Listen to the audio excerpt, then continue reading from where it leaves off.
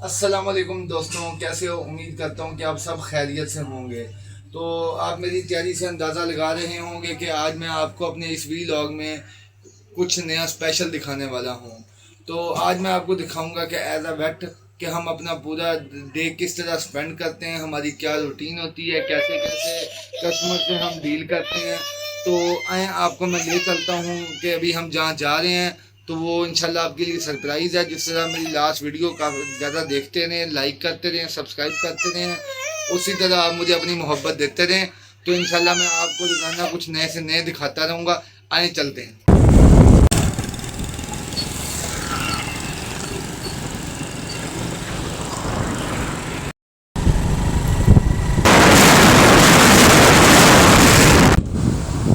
ये देखें, अभी अब हम अपने ऑफिस में पहुंच गए हैं, आप देख सकते हैं। जैसा कि आप देख रहे हैं कि हम अपने वेटनरी क्लिनिक पे इस वक्त पहुंच चुके हैं। ये मेरा एक वेटनरी क्लिनिक है, इसमें हमने अपनी ज़रूरत की हर किस्म की अद्वियात रखी हैं।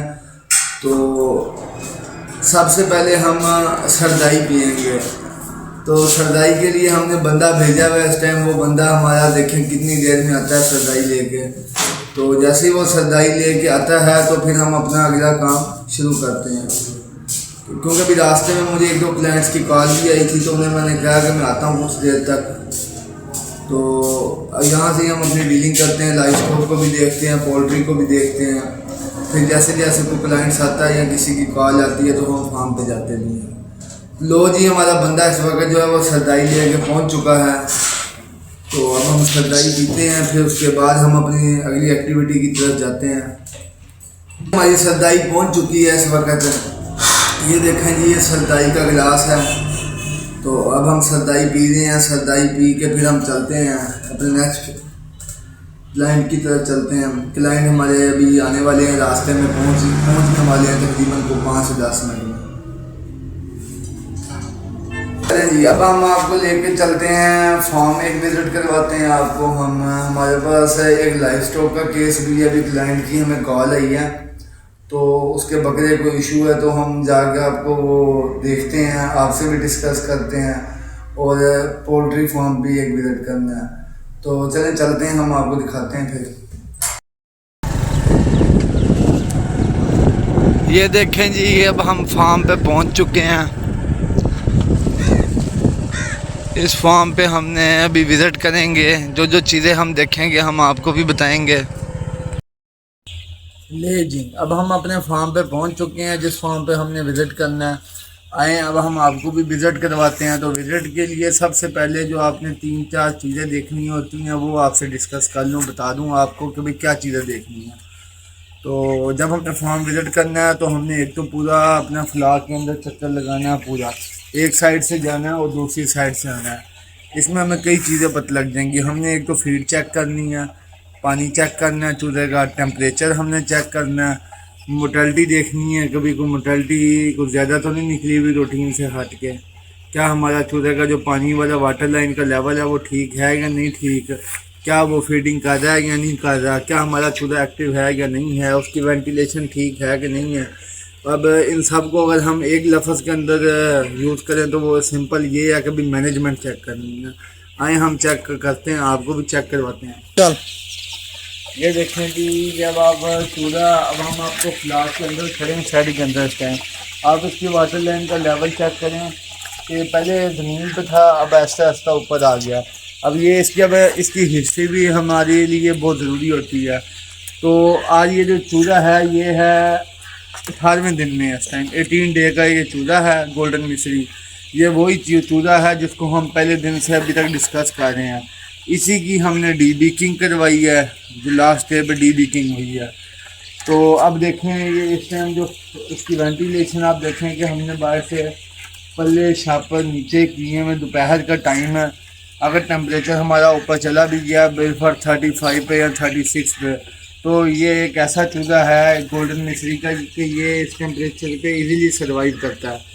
और ये अभी आप देख सकते हैं, ये इसमें 18 दिन का चूज़ा, 125 ग्राम इसका वज़न है, 125 ग्राम, और फीड खा के बैठा हुआ है।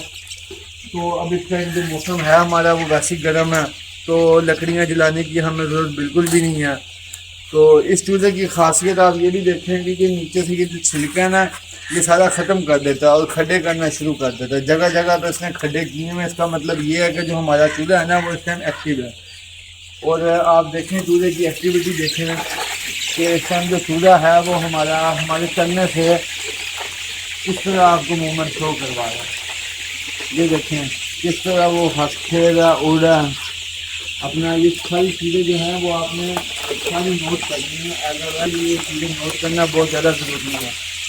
तो आपको अपनी डेली रूटीन दिखाने का हमारा मकसद यही है कि जो वेट की लाइफ है ना वो भी बहुत ज़्यादा मेहनत वाली लाइफ है। काफ़ी चीज़ें उसे देखना पड़ती हैं कि, और आपको डेली रूटीन दिखाने का हमारा मकसद भी यही है कि सुबह से लेकर शाम तक। और जो है फार्मर जो हमारे होते हैं, फार्मर भी काफ़ी चीज़ फेस करते हैं फार्मिंग के दौरान। अब हम इसके टेम्परेचर देखेंगे। ये देखें जी, ये 37 टेम्परेचर है इसका। और इस टाइम जो है इसकी नमी जो है वो है 18%। तो इस टाइम जो मेन चीज़ देखने वाली इस टाइम जो मेरी नज़र में जो हमने अभी देखा वो 18% इसकी नमी है। तो इस मौसम में जो नमी होती है वो आपकी बहुत ज़्यादा कम नमी होती है, क्योंकि गंदम की कटाई हो रही होती है, ठीक है, और नमी आपकी कम होती है। तो इसमें आपने नमी पूरी करनी होती है। अब नमी किस तरह पूरी की जाएगी वो हम आपको इंशाल्लाह अपने नेक्स्ट व्लॉग में दिखाएंगे भी कि भाई नमी पूरी करने के लिए हम क्या करते हैं। तो नमी हमें पूरी करनी हमारे लिए बहुत ज़्यादा ज़रूरी है, क्योंकि अगर हम नमी नहीं पूरी करेंगे तो चूज़े को रिस्पायरेटरी इशूज़ आएंगे। और जब रिस्पायरेटरी इशूज़ आएंगे चूज़े को तो ज़ाहिर बात है वो आगे फिर वायरल में भी कन्वर्ट हो सकता है चूज़ा। गंदम की कटाई या थ्रेशर लगी हुई जगह जगह, खाके की वजह से भी रिस्पायरेटरी इशूज़ आएंगे। तो ये भी काफ़ी सारे यानी कि हमारे लिए प्रॉब्लम्स आते हैं, जो एक फार्मर के लिए प्रॉब्लम आते हैं, जिन्हें हमने देखना है, जिन्हें फेस करना है, और जिन्हें हमने अपने फार्मर को इस सिचुएशन से बचाना है। क्योंकि अगर अल्लाह ना करे ये वायरल में कन्वर्ट हो जाए रिस्पायरेटरी इशू आपका, तो ये पूरे फ्लाक के लिए नुकसानदेह है और फार्म जो हैं वो ख़त्म हो जाते हैं वायरल अटैक की वजह से। तो अभी ये चूज़ा इस टाइम एक्टिव है। तो हमने जब इसको रिस्पायरेटरी इशू से बचाना है तो उसके लिए हमें जो है वो पहले ही तदाबीर इख्तियार करनी चाहिए कि हमने इसे फ्लाक को ड्यूटी किस तरह करना है। जो है वो इस टाइम फ्लाक की डीबीकिंग जब तक हमने नहीं करवाई थी तो उस टाइम तक जो इसकी थी, जो कह लें कि आप मोर्टेलिटी वो थी पर डे 20, 18, 20।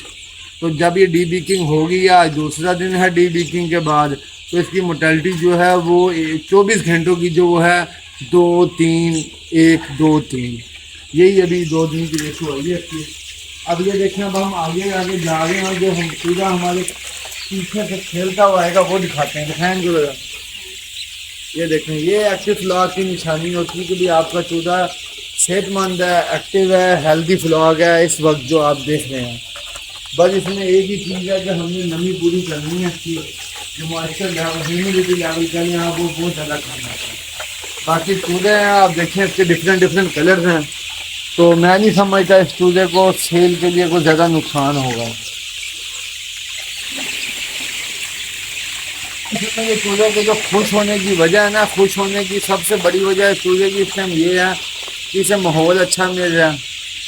तो वेंटिलेशन जो है इसकी, पहले हमें साइडों से पलियाँ छापर ऊपर करने पड़े थे क्योंकि चूज़ा एक दूसरे को काटता था, पिकिंग कर रहा था।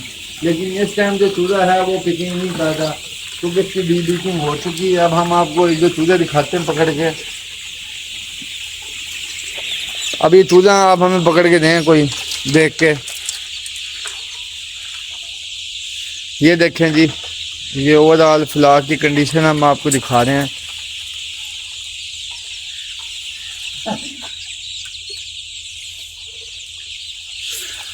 अब ये देखें आप इसकी,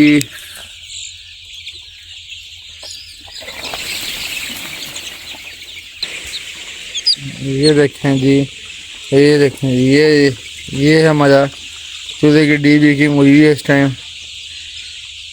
और आप इसके कलर्स चेक करेंगे, कलर्स कितने खूबसूरत हैं इसके। तो अब ये हमारा हमने विज़िट कर लिया। तो तो अब हम चलते हैं, जिस क्लाइंट की हमें कॉल आई है कि उसका बकरा खा पी नहीं रहा, तो उसके बकरे को जाके चेक करते हैं। तो नेक्स्ट हमारा यही काम है। अब हम चलते हैं, क्योंकि यहाँ पे देख लिया फ्लाक हमारा एक्टिव है, इसकी मोर्टेलिटी भी कंट्रोल है। हाँ, इसमें यह है कि थोड़ा सा हम रिस्पायरेटरी इशूज़ के अगेंस्ट हमें मेडिसिन चलानी चाहिए, एंटीबायोटिक, तो वो हम इंशाल्लाह चलवाते हैं। तो बाकी ये कि अब हम चलते हैं, अब चलते हैं इंशाल्लाह, आपको लेके चलते हैं अपने नेक्स्ट क्लाइंट की तरफ। वो हम अपने फार्मर के पास आ गए हैं। तो इनका जो बकरा है वो इनको इशू था, इन्होंने हमें कंप्लेन की थी फ़ोन करके कि जी डॉक्टर साहब आएँ, आके चेक करें हमारे बकरे को क्या मसला है, इसका ट्रीटमेंट करें। तो अब आपको ये खुद ही बताएंगे कि इनके बकरे को क्या मसला है। बताएं जी, क्या मसला है आपका? सर सुबह का घास नहीं खा रहे है ना, तकरीबन इधर उधर फिर रहे ना, ये घास खाने नहीं जाता। तो ये घास जो है वो पहले घूम फिर के खाता था या आप इसको सामने डालते थे घास? पहले सामने रखते थे, खाता था। अब जो अपनी खुद मुख्तारी भी नहीं करता जो है ना खाने का। अच्छा, तो जी अब हमने इस बकरे को चेक किया है। अब हम इसका पहले बुखार चेक करेंगे कि इसको बुखार कितना है, फिर हम इसका कोई फैसला करते हैं कि भाई बकरे को क्या इशू है। ओके,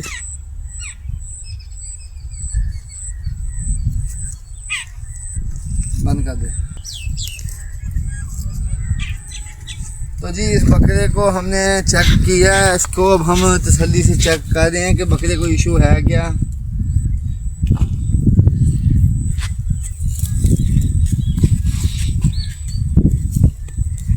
तो जी इस बकरे को हमने चेक किया है। तो इस बकरे को एक तो इसका टेम्परेचर बहुत ज़्यादा कम हुआ हुआ है इस टाइम ना, तो उसी से पता लगता है कि इसका मैदा जाम है।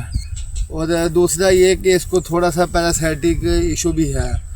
तो इसका हमने जो ट्रीटमेंट किया है वो हम आपसे शेयर भी करेंगे।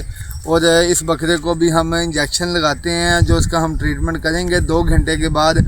इसी मालिक से हम आपकी बात भी करवाएंगे, उस बकरे को दिखाएंगे ये बकरा खा पी रहा है या नहीं खा पी रहा। ये वही बकरा है जिसका अभी हमने ट्रीटमेंट किया है। 2 घंटे पहले हमने इसको इंजेक्शन लगाए हैं। इसको हमने एक लिवर टॉनिक का इंजेक्शन लगाया है, फिर इसको हमने मोटिलिटी के लिए इंजेक्शन लगाया क्योंकि इसका टेम्परेचर बहुत ज़्यादा कम था। और तीसरा ये कि हमने इसको भी पैरासाइटिक इंजेक्शन नहीं लगाया। पैरासाइटिक इंजेक्शन जो है वो इसको हम शाम को लगाएंगे। फ़िलहाल जो इसका अभी स्टमक रुका हुआ था, तो अभी हमने उसको चलाने के लिए हमने इसको लिवर टॉनिक लगाया है और इसको हमने स्टमक पाउडर भी दिया है। तो साथ हमने इसको एक एंटीबायोटिक भी लगाया। ये आप देख सकते हैं कि अब जो है बकरा इनका खा रहा है। तो अब आप फार्मर से पूछ सकते हैं कि ये वही फार्मर हैं, दिखाएं ज़रा इनको, क्या अब आपका बकरा खा पी रहा है? जी खा रहा है, ठीक है। थोड़ा ऊंचा बोले, हमारी ऑडियंस को जो है समझ नहीं आ रही। बहुत ज़बरदस्त है, अब ठीक है, टीका वगैरह लगाया और आप मुतमईन है इसके इलाज? जी ठीक है, चलें ठीक हो।